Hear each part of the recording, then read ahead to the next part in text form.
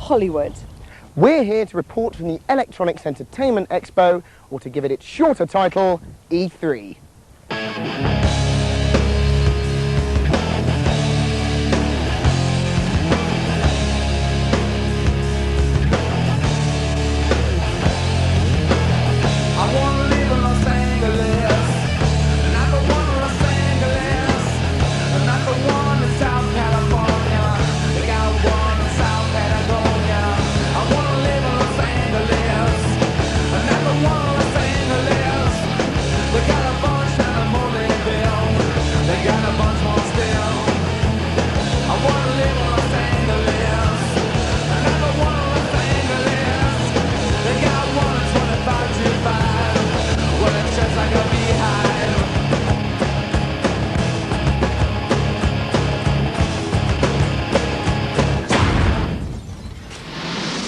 E3 is the world's premier trade show, focused exclusively on entertainment software. Every year, tens of thousands of people gather here in America to see the latest trends and groundbreaking technologies for PC, games consoles, and the internet. This is the Los Angeles Convention Center. Inside this building, there's 520,000 square foot of exhibition space. That's enough room to park 14 jumbo jets, wing to wing. Today, it's absolutely jam-packed to the rafters with brand new games. With so much space to cover, there's going to be an awful lot in the next 30 minutes. At the moment in the video games industry, there's a great deal of speculation as to which console platform will be the dominant force in the home market over the next couple of years. Rumours of Sony's successor to the PlayStation have been rife since its technical specifications were released at the Tokyo Game Show. But more of that later. The current star of the console market is Sega's new Dreamcast. Now, we won't be able to get our hands on it in the UK until September, but in Japan, where it's been available for several months, it's causing something of a storm. With a 128-bit processor and a PowerVR chipset, you'd expect Dreamcast games to at least look a cut above anything we've seen on other consoles. But what can we expect these games to play like, and which titles will make it onto the shelves of UK games stores?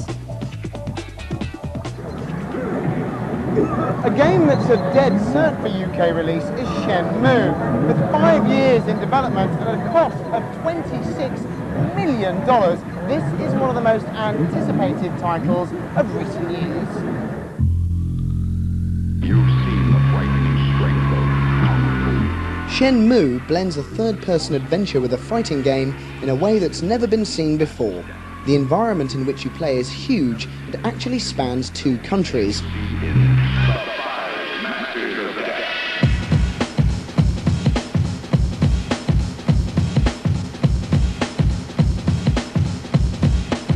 Whole areas of real cities have been included in the game, and for an added touch of realism, as you play, time will pass, day will turn to night, and randomly generated weather will occur according to the time of year in the game.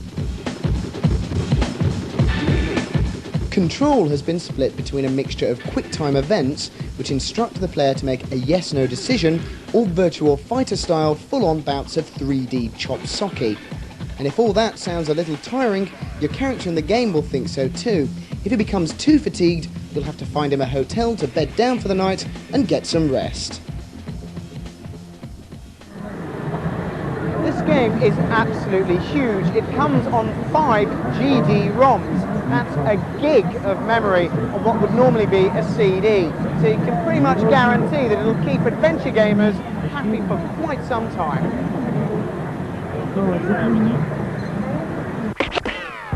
From bone-crunching tackles to offensive maneuvers, NFL 2000 is one of the most realistic American football titles ever made.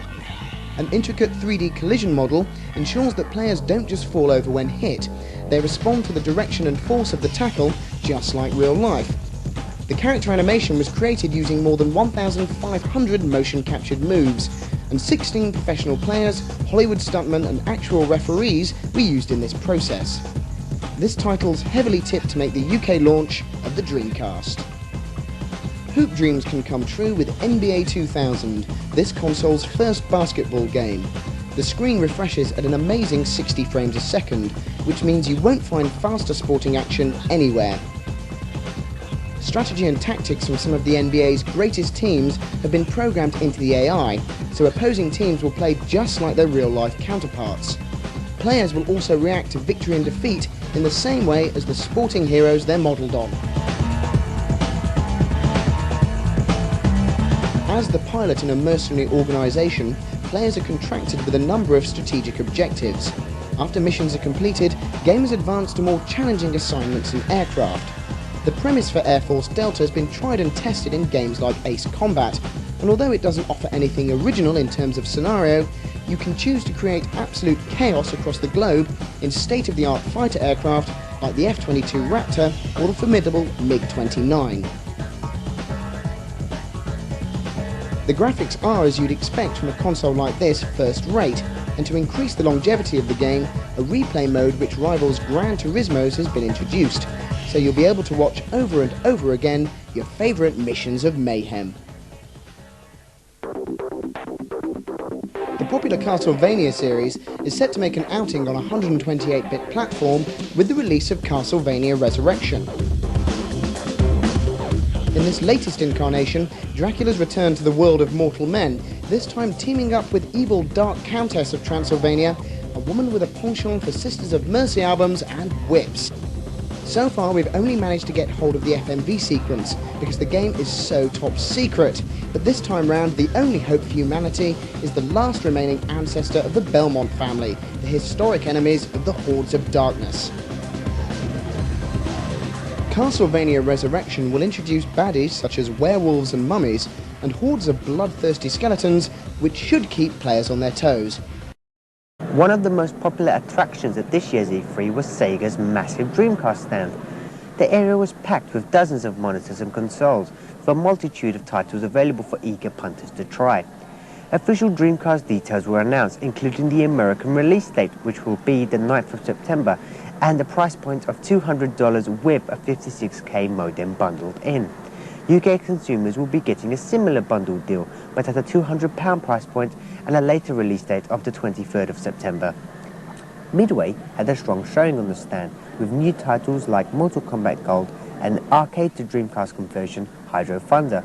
Another one of their titles that impressed was the slick Ready to Rumble, a wacky arcade boxing game. Features include a cast of cartoony boxers with their own unique and often hilarious moves, and one of the most responsive control systems to date. Players can choose from 3 heights of punches and lots of nifty blocking and dodging movements. All in all, this was one of the most popular games at the show and a title worth watching out for. Beat-em-up fans clamoured all over Namco's spectacular Soul Calibur.